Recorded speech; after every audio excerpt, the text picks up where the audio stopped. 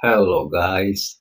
So, ang topic natin for today, eto, mga matatamis na pananalita, mga pambobola ng lalaki para makuha ka niya. So, kung gusto mong malaman ang mga ito, panoorin mo ito.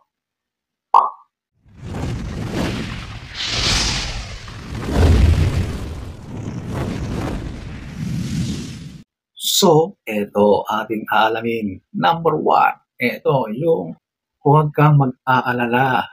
Pakakasalan kita balang araw. Wow! Alam nyo, kapag narinig ng babae yan, sobrang natutuwa yan.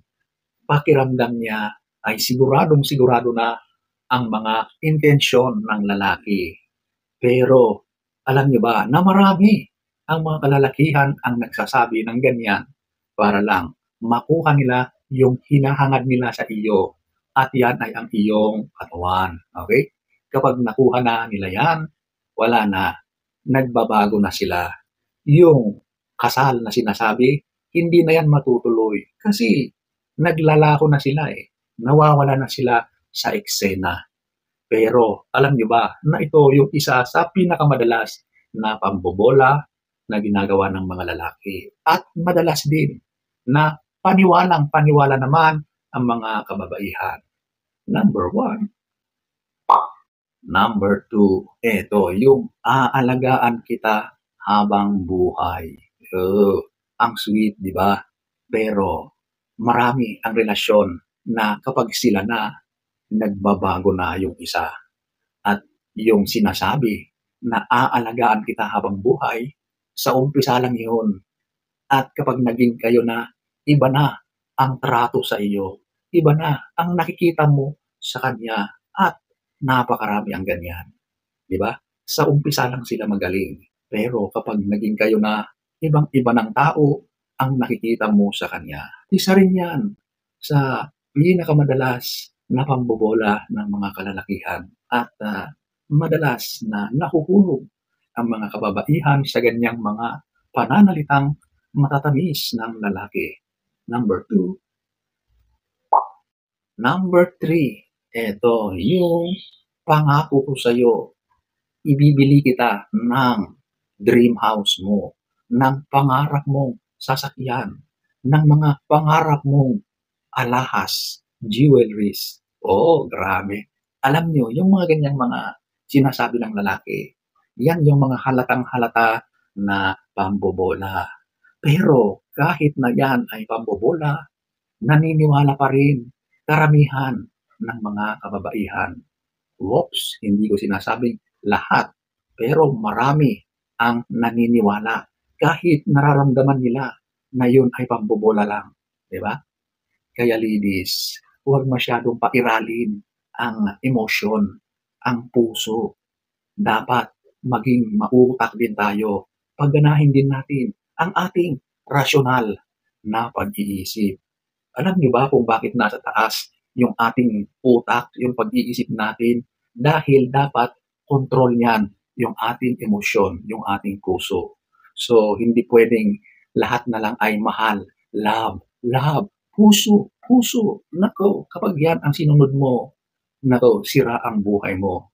Pairalin mo yung isip mo at sigurado na magiging safe ka. Hindi ka ilalagay sa kapahamakan. Number 3. Number 4, huwag kang mag-alala. Magbabago na ako kapag naging tayo na. So ito yung mga madalas na sinasabi ng mga kalalakihan na maraming bisyo. Bisyo ng pag-iinom, paninigarilyo, pambababae, pagsusugal, at lahat ng mga bisyong masasama. At yan ang isa sa ginagawa nilang pambobola sa isang babae na magbabago na daw sila. Pero dapat ay maging kayo muna. Pero kapag naging kayo na, mag-antay-antay ka pa ng panahon at babalik na naman yung kanyang nakagisnan, nakagawian, yung mga bisyo niya. Oops, hindi ko nilalahat. Kasi may mga totoong nagbabago rin. Pero marami din ang hanggang salita lang. At sa umpisa lang sila mahusay at magaling. Kapag naging kayo na, wala na ulit. Balik sa dating gawi. Number 4. Number 5, eto yung susuportahan kita sa iyong mga pangarap. Ang sarap pakinggan. Talaga namang mai-inlove ka kapag sinabihan ka ng lalaki ng mga ganyan. Pero yan pala ay hanggang salita lang. Kasi sinasabi lang niya yan, pero wala ka namang nakikitang mga kilos na talagang tinutulungan ka para sa iyong pagprogreso, sa iyong mga pangarap. Wala. Nga. Salita lang pala ang kanyang mga sinasabi. Hindi mo ramdam yung mga sinasabing pagsuporta niya sa iyo. Napakalawak ang suporta na yan. Sa usaping pinansyal, sa usaping moral, sa usaping pagbibigay ng lakas ng loob, at yung sa usaping nandyan lang siya sa tabi mo kapag kailangan mo siya. Pero lahat ng iyon ay wala. Salita lang, pambobola lang. Number 5. Number 6, ikaw lang at wala nang iba.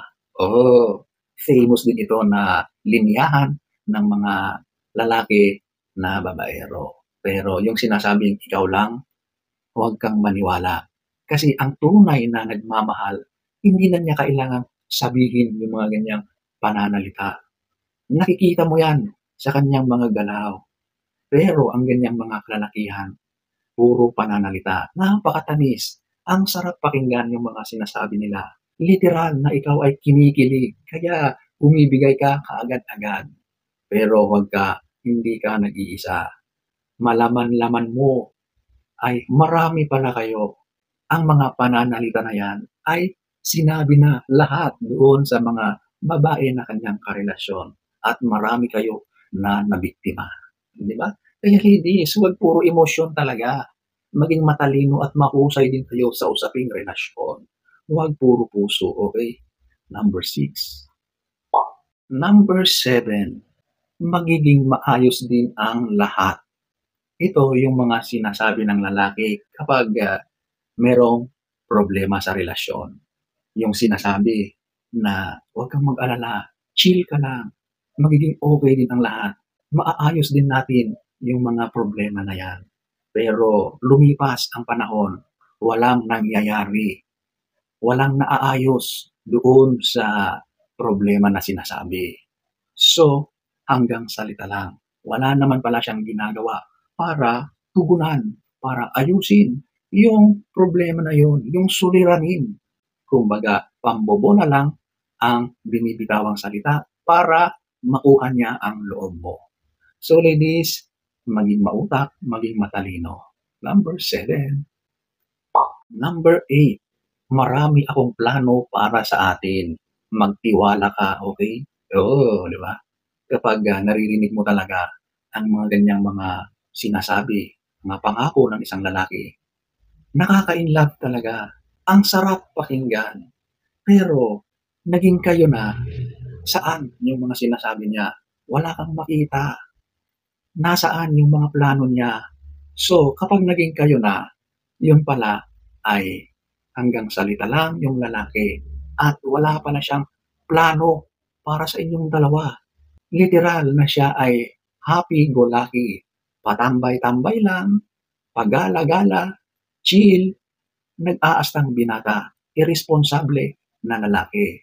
So, yung mga sinasabi niya sa iyo ay puro pambobola lang. Number 8. So, ayan po ang ilan sa napakaraming mga matatamis na pananalita or pambobola ng lalaki. So, sana ay nagustuhan niyo ang ating topic for today.